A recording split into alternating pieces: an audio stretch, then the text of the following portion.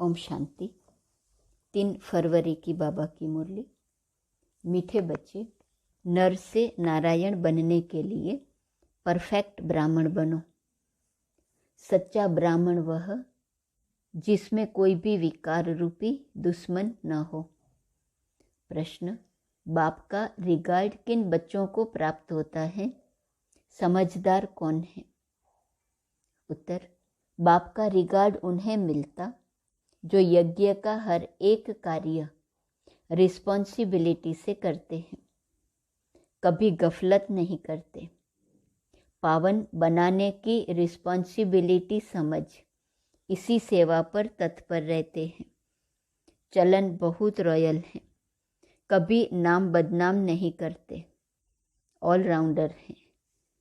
समझदार वह जो फुल पास होने की कोशिश करते हैं, कभी दुखदाई नहीं बनते, कोई भी उल्टा कार्य नहीं करते। बाप का रिगार्ड किन बच्चों को प्राप्त होता है? जो रिस्पॉन्सिबिलिटी से हर कार्य करते, कभी गफलत नहीं करते, सेवा पर तत्पर रहते हैं, चलन बहुत रॉयल हैं, कभी नाम बदनाम नहीं करते, ऑलराउंडर हैं। समझदार किसको कहेंगे? जो फुल पास होने की कोशिश करते हैं, कभी दुखदाई नहीं बनते, कोई भी उल्टा कार्य नहीं करते। गीत आज नहीं तो कल बिखरेंगे यह बादल, ओ रात के भूले हुए मुसाफिर, सुबह हुई अब चल, अब घर चल। ओम शांति। यह बच्चों को कौन डायरेक्शन देते हैं? बेहद का बाप, जिसको बच्चे इतना पिताव्रता होकर याद नहीं करते। बाप कहते हैं बच्चे अब वापिस घर चलना है। बच्चे किसको कहते हैं? जो ब्रह्मा मुख वंशावली ब्राह्मण हैं, उन्हों को बाप बच्चे कहेंगे, क्योंकि उनकी संतान बने हैं। बाप बैठ समझाते हैं, जब नई सृष्टि रचनी है तो पुरानी सृष्टि की आत्माओं को घर चलना है। अब तुम बच्चे बाप और बाप के घर को जानते हो, इतना जरूर है। कोई तो बाप को अच्छी रीति याद करते हैं, श्रीमत पर चलते हैं। कोई देह अभिमान के कारण याद नहीं करते हैं, पावन नहीं रहते। ब्राह्मण है ही ईश्वरीय संतान, ब्रह्मा मुख वंशावली। रचयिता बाप गाया जाता है न, ब्रह्मा मुख कमल से संतान रचते हैं। तुम बच्चे जानते हो, बरोबर हम ईश्वर की संतान ब्रह्मा के मुख वंशावली ब्राह्मण बने हैं। ब्राह्मण उनको कहा जाता है जो पावन रहते हैं। सारा मदार है ही पवित्रता पर। इसको कहा जाता है अपवित्र पतित दुनिया। मनुष्य मात्र जो पतित हैं, वह पावन का अर्थ नहीं समझते। कलयुग पतित दुनिया, सतयुग पावन दुनिया है, यह कोई भी नहीं जानते।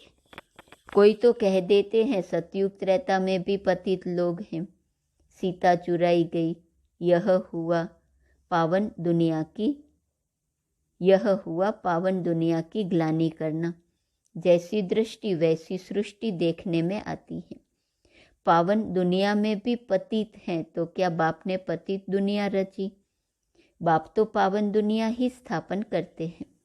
गाया भी है पतित पावन आओ, आकर इस सृष्टि को, उसमें भी खास भारत को पावन बनाओ।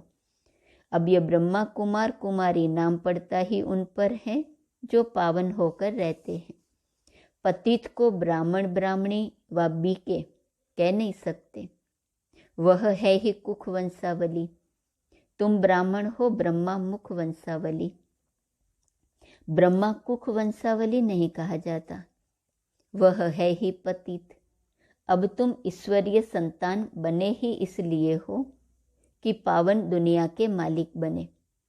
ब्राह्मण ब्राह्मणी अथवा ब्रह्मा कुमार कुमारी कहलाकर यदि पतित होते हैं या विकार में जाते हैं, तो वह बीके नहीं हुए। ब्राह्मण कभी विकार में नहीं जाते।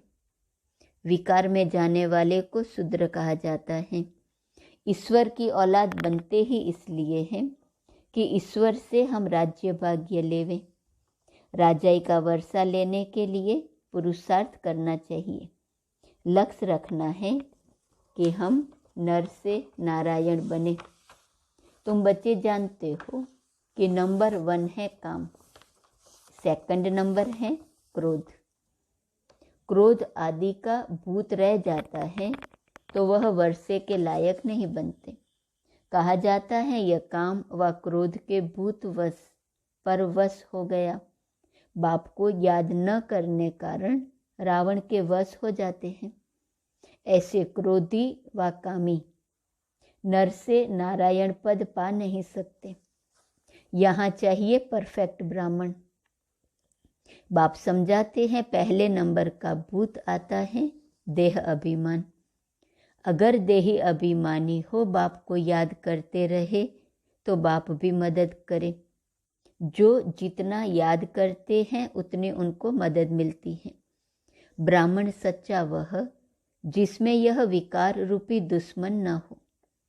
मुख्य देह अभिमान के कारण ही और दुश्मन आते हैं। यह भारत शिवालय था तब दुख की कोई बात नहीं थी। यह मनुष्यों को पता नहीं है। वह तो कह देते हैं माया भी है ही, ईश्वर भी है ही।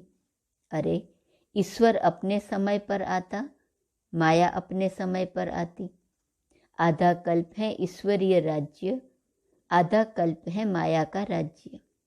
यह समझानी शास्त्रों में नहीं है। वह है ही भक्ति मार्ग। ज्ञान का सागर एक ही बाप है जिसको पतित पावन कहा जाता है। जो बाप को याद नहीं करते हैं उनसे पतित काम जरूर होते ही रहेंगे। उनको ब्राह्मण ब्राह्मणी कह नहीं सकते। बड़ी सूक्ष्म बातें हैं। शिव बाबा को याद नहीं करेंगे तो वर्षा कहाँ से मिलेगा। फिर उनको इस पुरानी दुनिया के मित्र संबंधी आदि याद आते हैं।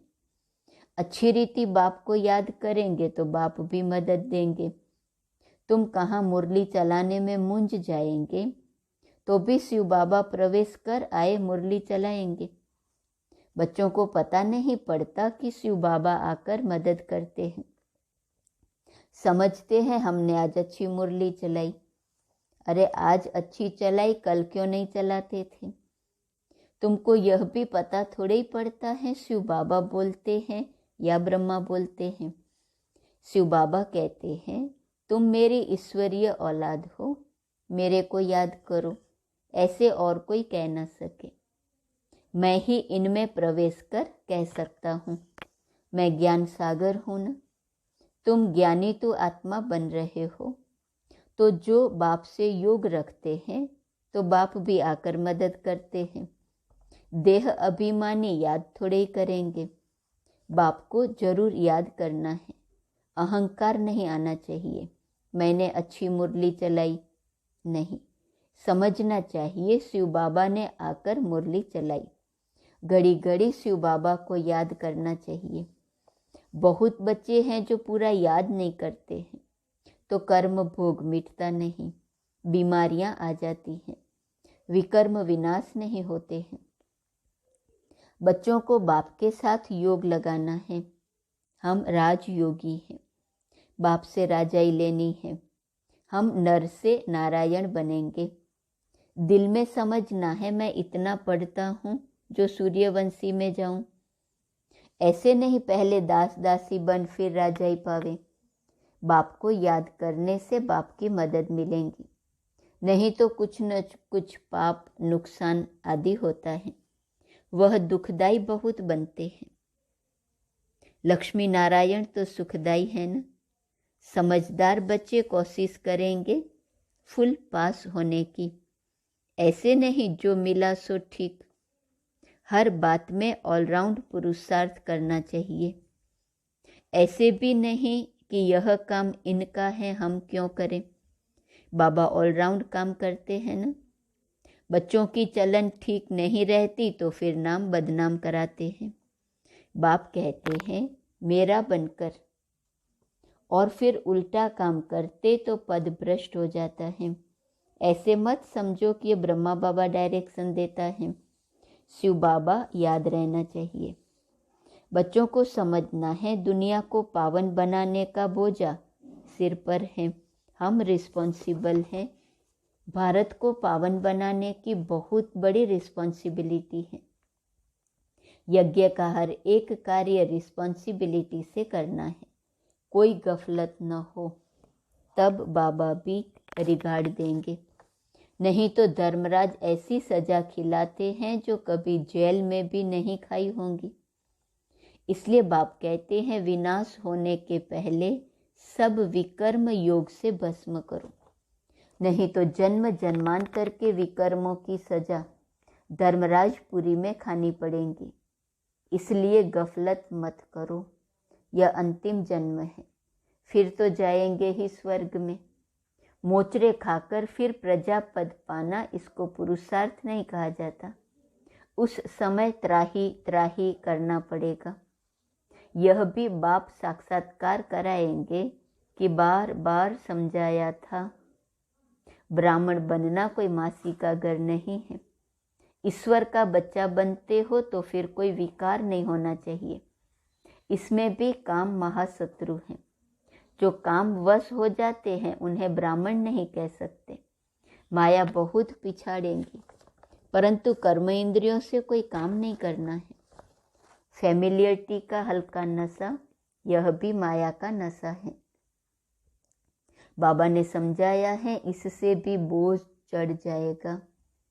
तुम व्यभिचारी बन गए। ईश्वरीय औलाद में यह काम क्रोध आदि शैतान थोड़े ही होते हैं, वह शैतानी आसुरी गुण है। बहुत हैं जो ईश्वर के बनते फिर माया के बनंती हो जाते हैं, देह अभिमान में आ जाते हैं।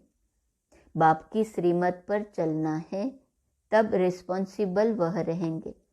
ब्रह्मा की मत भी गाई हुई है, इनकी मत पर चलने से भी रिस्पॉन्सिबल बाप हो जाएगा। तो क्यों न अपने से रिस्पॉन्सिबिलिटी उतार देनी चाहिए। बाप दादा दोनों की मत मशहूर है। माता की मत पर भी चलना चाहिए, क्योंकि माता गुरु बनती है, वह माता पिता अलग हैं। इस समय तो माता को गुरु बनाने का सिलसिला चलता है। तुम पुरुषार्थ कर रहे हो शिवालय के लिए। सतयुग को शिवालय कहा जाता है। परमात्मा का एक्यूरेट नाम शिव है। शिव जयंती ही गाई जाती है। शिव को कल्याणकारी कहा जाता है, वह है बिंदी। परमपिता परमात्मा का रूप है ही स्टार। सोने अथवा चांदी का छोटा स्टार बनाकर टीका भी लगाते हैं।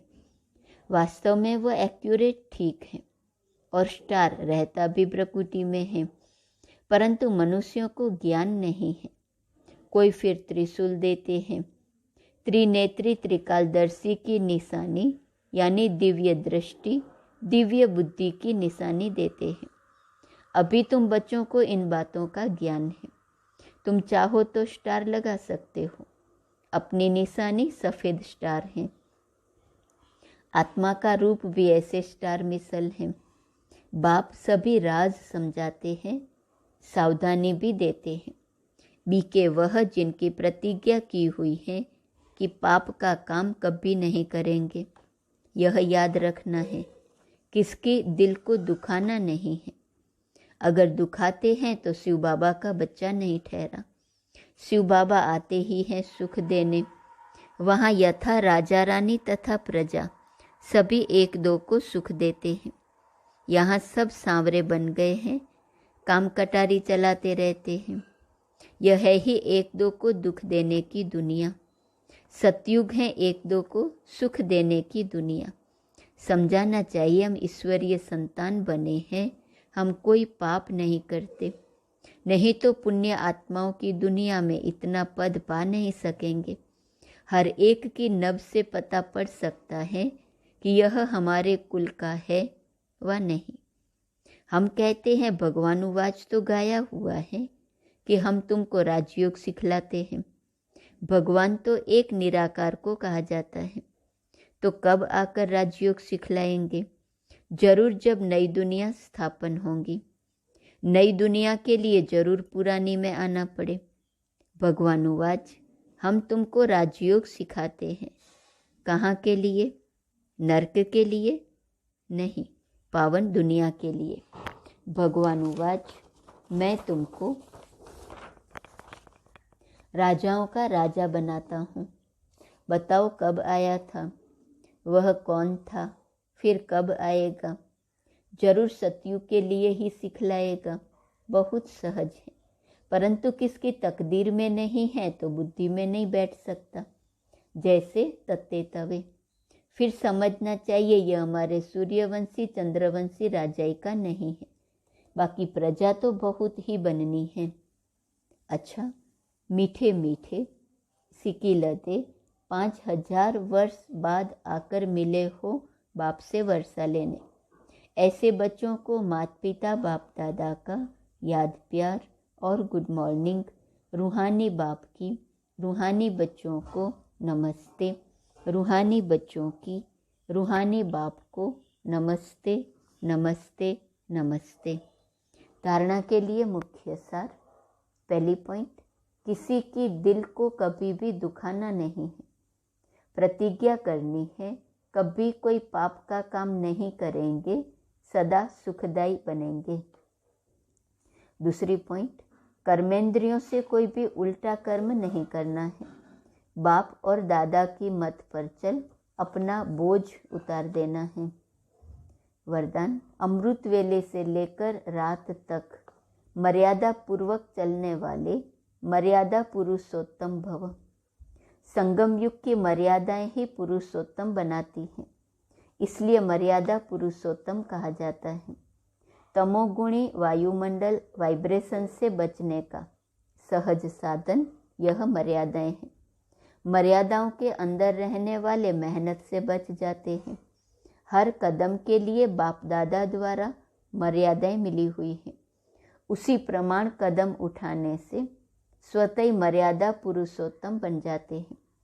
तो अमृत वेले से रात तक मर्यादा पूर्वक जीवन हो, तब कहेंगे पुरुषोत्तम, अर्थात साधारण पुरुषों से उत्तम आत्माएं। स्लोगन, जो किसी भी बात में स्वयं को मोल्ड कर लेते हैं वही सर्व की दुआओं के पात्र बनते हैं। आज का स्वमान 3 फरवरी। मैं अचल आत्मा हूँ। अव्यक्त इशारे पांडवों के लिए प्रसिद्ध है कि वह कभी भी प्रतिज्ञा से हिलते नहीं थे। आप सबकी प्रतिज्ञा ही प्रत्यक्षता को लाएंगी। तो सभी को 3 प्रतिज्ञाएं करनी है। 1, सहनशीलता का बल अपने में धारण करेंगे। दूसरा, व्यर्थ पर फुल स्टॉप लगाएंगे। और तीसरा, आसुरी संस्कारों पर पहरा देंगे। तो पांडव के समान अचल और अडल, कहाँ भी हिलना नहीं है। ओम शांति।